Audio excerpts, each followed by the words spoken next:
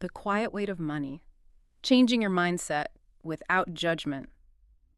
You know that feeling when you pull up your bank app on your phone? Or, You just look at the screen and there's this sudden sharp knot in your stomach. yeah. And then almost without thinking, you just swipe it away without even really looking at the numbers. Oh, yeah. Um, the digital flinch. It is such a common thing. I mean, we all do it at some point, just hiding from the screen. Exactly, the digital flinch. Or, well, maybe you are someone who does the exact opposite. Like you check your balance 3 or 4 times a day. You just sit there refreshing the page over and over, but you never actually change how you spend. Right, which, if you really look at it, is just a different flavor of the exact same deep inner fear. It is this, it is the illusion of control. Yeah, that makes so much sense. Well, today I really want to explore the psychology behind those exact habits, why we do that. Our mission here is to unpack this older, traditional Japanese system. And the wild part is, it is done entirely with a physical pen and a piece of paper. Which sounds so simple, but it is huge. It is. And the idea is that it can literally rewire how your brain relates to your money in under 30 days.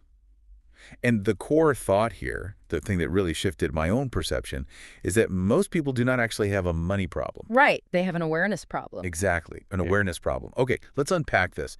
Because before we can fix the habit, I feel like we really need to understand why just thinking about money makes our brains absolutely short circuit. It really just comes down to mental drain. I mean, the sheer volume of choices. The average adult makes over 100 small, hidden financial choices every single week. Wait, 100 just in one week. That sounds incredibly high. What does that actually look like on a random Tuesday? Well, it adds up so fast. Yeah. Like, you wake up and decide to grab a fancy coffee on the way to work instead of making it at home. That is one. Okay, sure. Then you check your email and see a note about a streaming app renewing, and you just ignore it. That is two. Then in store, you grab the name brand cereal instead of the store brand. Just because it is right there at eye level. Exactly. And then, maybe a late night online order that felt totally harmless right in that moment because the vast majority of these choices are just automatic. They create this low hum of unresolved stress in your body. Like a background noise you cannot quite hear, but you feel. Yes, your brain, on a deep survival level, does not really separate a vague worry about your bank balance from a vague worry about a physical threat in the woods. It just registers fear. Wow. So it just feels like danger. Right, and that underlying stress just bleeds into everything. It impacts how well you sleep, it impacts your patience with your family, and it just sets this heavy baseline of daily stress. So we are essentially walking around in a mild state of fight or flight just from existing in the modern world and buying things. And I was looking at how this shows up differently depending on your age, which I found really interesting. Oh, the age stages are so revealing. Yeah, like if you are in your 20s, this stress usually shows up as just trying to keep pace, right? Yeah. You are trying to match a lifestyle you constantly see in your social feeds. Because in your 20s, your identity is still very much forming. You are figuring out who you are. So your spending is really just a mirror to your peer group. You are basically buying a sense of belonging. You buy the expensive drinks because everyone else is, and you want to fit in. Exactly. But then as you move into that late 20s, maybe early 30s range, the entire landscape just shifts on you. Right, because suddenly there is all this career pressure, serious relationships, maybe trying to buy a house.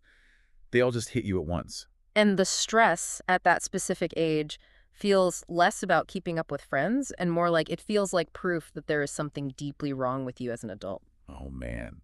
Like you missed a class on how to grow up that everyone else took, Mm. which is such a heavy burden to carry around. Mhm. And then you hit your 30s and 40s, and those spending habits start to feel completely baked in. Yeah, they feel like concrete, like you are no longer even making choices. They are just who you are. And by 45 and up, the stress shifts to this loud, deep fear of, well, is it too late to fix this? And the wild thing is, across all those ages, the most common way we cope is exactly the same. We just avoid it. It reminds me of avoiding the bathroom scale after a really heavy holiday meal. Yeah. You overate, so you just walk right past the scale in the morning and look the other way. Yes. You just pretend it is not there. There's this totally irrational logic we use where we think, if I do not look at the number, the reality of the situation just kind of stays paused. But I have to wonder, what is actually happening in the brain when we avoid it, when we flinch and close the app? What is so fascinating here is how the mind handles shame. When you look at your money with a heavy sense of judgment, telling yourself you are bad at this, you failed again, you shouldn't have bought that dinner, It triggers a massive fear response in the brain. So the brain treats a simple budget like an actual physical attack. Precisely. And when that fear center flares up with shame, it literally hijacks your mind. It shuts down the clear, logical, forward-thinking part of your brain. The exact part of the brain you need to actually fix the problem. Right, the part you need to learn, to grow, to change a habit. When you judge yourself, your brain goes straight into survival mode. You cannot adapt or make rational plans in that state. So the fix for bad habits isn't more discipline or being harder on yourself. Which is what we all try to do, right? We just yell at ourselves to do better. Exactly, and it never works. The real fix is just watching what you do without any judgment. Okay, just watching without judgment sounds beautiful in theory. But how do I actually look at a huge credit card bill without judging myself? Mm. I feel like that requires the mindset of a Zen monk. Which brings us to this amazing practical tool designed exactly for that, to remove that heavy moral weight. It is a practice from Japan from way back in 1904. Right, this system called Kakeibo, which loosely means household finance ledger, if I have that right. Yes, created by a woman named Hani Motoko. Hmm. And it is this brilliant, just deceptively simple system. It is built entirely around 4 basic questions that you ask yourself at the start of every month. Okay, what are the 4 questions? First, how much money do you actually have? Second, how much would you like to save? Third, how much are you actually spending? And fourth, how can you improve? You know, I noticed what is clearly missing from that list. Yeah. It never asks, how much are you allowed to spend? That is the big secret of it. That is the shift in mindset. Asking, how much are you actually spending is purely just looking at the facts. You are just gathering data. It is neutral. Exactly. But asking, how much are you allowed to spend? That is a strict, heavy, judgment-filled question. And that instantly triggers that fear response, that survival mode we just talked about. It makes you feel like a child asking for permission.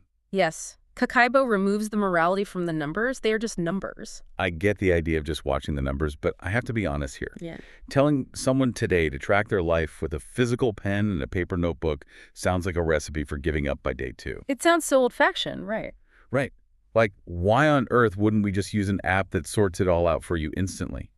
We have phones that can make this entirely effortless. And that effortless feeling is exactly the problem. The effort of the pen is the whole point.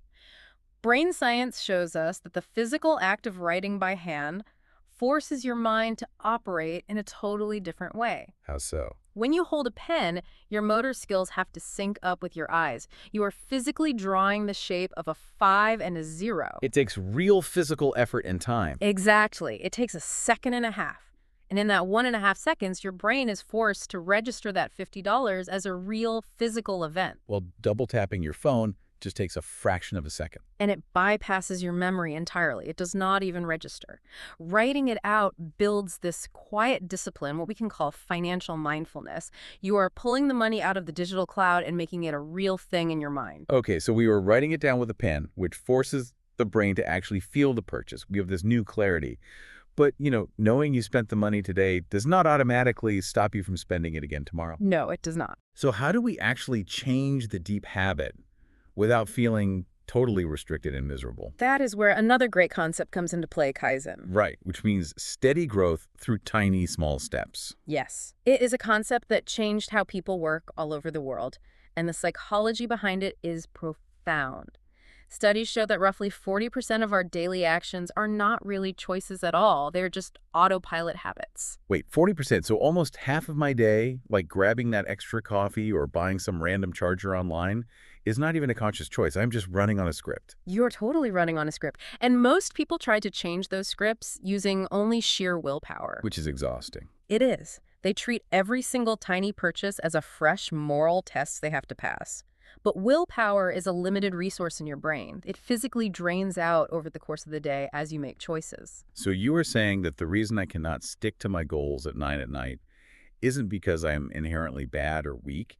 It is because I used up all my mental energy dealing with my boss and my emails at 2 in the afternoon. That is exactly what happens. You are just tired. You have spent a full day managing a job, managing people, making 100 tiny choices. And this brings up a really crucial idea called lifestyle bleed. Lifestyle bleed, what does that mean? It means your daily life habits completely dictate your money choices. If you are lacking sleep, your mind shows measurably weaker control over impulses. If you go to the store when you are physically hungry, you buy junk food. Because your body is just screaming for quick energy. Right. And that is the exact same loop that causes you to buy things you don't need online when you are emotionally tired. You aren't really buying the item, you are buying the quick hit of joy to soothe your tired brain. Oh, wow. It reminds me of the classic advice to lay out your gym clothes the night before. Yes, perfect example. You do that to bypass your own laziness the next morning. You know your early morning self will have zero willpower, so you remove the decision entirely. So what does this all mean for someone whose willpower is completely gone by the time they're scrolling on their phone in bed? How do they protect themselves? It means you have to build the structure in advance. Kakeibo does for your money what laying out your gym clothes does for your workout. It sets the stage. Exactly. Just like taking a short walk gives your mind a chance to reset before a tough choice, Kaivo removes the choice from the tired moment entirely. The plan is already on paper. The boundaries are set when your mind is fully awake and clear. Let's move this from theory into daily life, because I really want to know what this actually looks like on a random Tuesday night. How does the day-to-day habit actually work? The absolute foundation of the whole thing is the daily habit. It is just a simple 2-minute evening reflection. Just 2 minutes.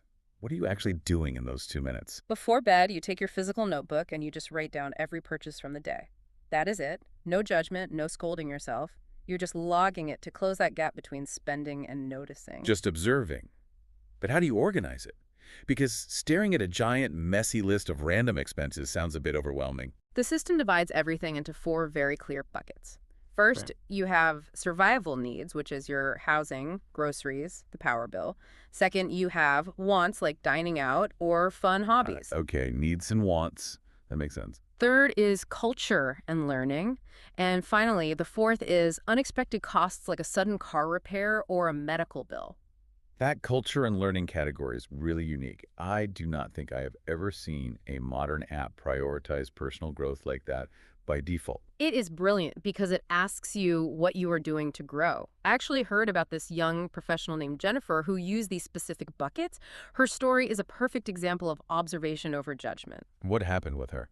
Well, she started logging her purchases, and at the end of the month, she looked at her notebook. She realized her culture and learning column, which is supposed to be for books, courses, going to a museum, was completely empty. Oh, wow. Not a single thing. Nothing. But her wants column was just overflowing with all this minor convenience spending, paying for rides when she easily could have walked, or getting overpriced delivery when she had good food in the fridge. So she essentially realized her daily habits were completely disconnected from who she actually wanted to be. Exactly. But she did not beat herself up over it, did she? No, and that is the beauty of this mindset. She did not trigger that shame response. She just made a very gentle swap. She consciously moved some of that rideshare money over to the growth column. That is so simple. Her income did not change, her total spending did not change, but suddenly her choices matched the person she wanted to become. That is the power of just having the clarity in front of you. Yeah. Now, what about the impulse buys? Because writing it down at night is great for review, but how do we stop the bad purchase from happening in the first place? This is where the pause window comes in. For any extra non-survival purchase, you force a full 24-hour wait period. A whole day. Yes. It is a remarkably effective way to kill that deep urge to compare yourself to others. When you see something online, the feed creates a sense of false panic, like you have to buy it right now. The fear of missing out. Right. Waiting 24 hours lets your stress levels drop. It allows your clear thinking mind to wake back up and ask, do I actually want this? Or did the screen just make me feel like I needed it? Which leads right into the concept of the 1% shift, borrowing from that Kaizen idea. We do not need to fix everything overnight. I heard this story about a woman named Sarah that I found incredibly relatable. Oh, Sarah's story is so common. Yeah, walk us through what happened with her, because I think a lot of people will see themselves in this. So Sarah was 31. She was making a good living, but she constantly felt like her money was just vanishing into thin air. She just could not figure out where it was going. It just slipped through her fingers. Exactly. So she starts doing this 2-minute evening reflection with a plain paper notebook. And around week 3, she has this massive realization just looking at her own handwriting. What did she see? 18% of her extra spending was going toward late-night food delivery. 18%. That is a huge chunk of a paycheck just on delivery fees and takeout. But the real key here is when she was ordering the food, right? Yes. She noticed a very clear pattern. The orders were almost always happening right after a highly stressful, demanding day at her job. Wait, so her late night spending had literally nothing to do with being hungry. It was just about her stress levels from work. Precisely. It was not a money problem at It all. was a stress problem wearing a financial mask. Exactly. And when she saw that written down on paper, what do you think she did? Well, she probably didn't feel ashamed because she was just looking at the data, so she could just fix it. Right. She did not feel guilty. She just ran an experiment. She replaced the food delivery habit with a 20-minute walk while listening to a fun show right after logging off from work. Just changing the routine. She gave her tired mind a different, totally free way to unwind, and the expensive food habit just naturally faded away because the underlying emotional need was being met on the walk. I love that. It highlights something so crucial. The spending habit was not the enemy. It was just a dashboard warning light pointing to an unmet emotional need. Yes, exactly. But, what if someone's situation is much heavier than just ordering too much takeout? There is also the story of Michael, who was dealing with real heavy debt. Yes, Michael's story is really powerful. He was 46 years old, a father, and he had essentially accepted the phrase, "I am bad with money," as his permanent identity. Like it was just a fixed part of his personality. Right. It was not even a habit he felt he could change anymore. He had just surrendered to it. But he decided to try a tiny 1% Kaizen shift, just focusing on his weekend spending. Mm-hmm. But I have to push back a bit here. Is a tiny 1% tweak on a Saturday really going to make a dent in actual heavy debt? It sounds a bit like trying to empty a swimming pool with a spoon. In month one, no, it barely makes a dent on the math side. But the magic of this mindset is how habits build up over time. Over 18 months, through these tiny, gentle, non-scary steps, he began snowballing his progress. He built resilience. He did, but the most important shift was not the math, it was his identity. He realized he was not permanently broken. Exactly. And this raises an incredibly important point about how the brain changes. Your mind is entirely capable of forming new paths and overwriting old ones at any age. So you are never truly stuck. Never. Michael's story proves that your identity is never fixed. You can tell yourself you are bad with money for decades, and through gentle, steady watching, you can literally rewire your brain to become someone who is quietly confident and in control. That is amazing. So with all this tracking, all this writing in notebooks, setting up buckets, I know some people listening are probably feeling a little tense right now. Sure, it sounds like work. The natural fear is, great, to get this peace of mind, I have to become a human calculator for the rest of my life. I can never just buy a coffee without doing a deep mental review. But from what I understand, the truth is actually the exact opposite. Yes, we really need to bust a few major myths here. The biggest one is that tracking means restriction and misery. The reality is that when people actually practice this awareness first, they frequently report spending more freely and joyfully on the things they genuinely love. Why is that? Because that background fog of daily stress is finally gone. They know exactly what they have and what they value. And you definitely do not need to be good at math to do this. This system was designed for ordinary working-class people over a century ago. There are no complicated formulas. No coding, no spreadsheets required. Another common myth is that small habit changes do not really matter in the long run, but the way habits build up proves otherwise. But, the absolute most important myth to bust is the idea of permanent, strict tracking. The twist. I found this to be the most surprising part of the whole idea. The people who are most successful at Kakeibo eventually track very loosely. They do not stay rigid forever. That is right. Over time, as the new brain paths solidify, they actually loosen their grip on the physical notebook. It is exactly like learning to drive a car. Oh, that is a great way to put it. Right. When you first get your learner's permit, you are rigidly overthinking every single tiny movement. You grip the wheel super tight. You aggressively check every single mirror before you turn. You are literally talking yourself through pressing the brakes. It is mentally exhausting. It is. But eventually, after a year or two of daily practice, your instincts just take over. You're still checking the mirrors. You're still driving safely, but you aren't fighting yourself to do it. It just flows. The habit has moved into your subconscious. That is a perfect example. The ultimate goal of this gentle system is not to chain you to a notebook forever. The goal is to build a mind that notices your choices so clearly and so on its own that discipline stops feeling like a fight. The clarity simply becomes your new normal. So What does this all mean for you listening right now? Real growth, true peace of mind that lets you sleep well at night is not about forcing yourself into misery. It is about shifting your mindset from harsh self-judgment to gentle, curious watching. It is about using the physical effort of a pen and paper to slow your mind down, and it is about making those tiny 1% shifts that completely bypass your brain's natural fear of change. And I want to leave you with a thought that extends far beyond your bank account. All We right. have talked entirely about money today, but think about this. What if you applied this exact same method to your time? Oh, wow, your time. Yes. We guard our money fiercely because it feels scarce, but our time is the only truly limited resource we have. Imagine keeping a physical time ledger where you just watch without shame or judgment, where your hours actually go for a week. How might that simple act of watching rewire your entire life? A time ledger. That is absolutely something to chew on, finding that clarity with your own hours.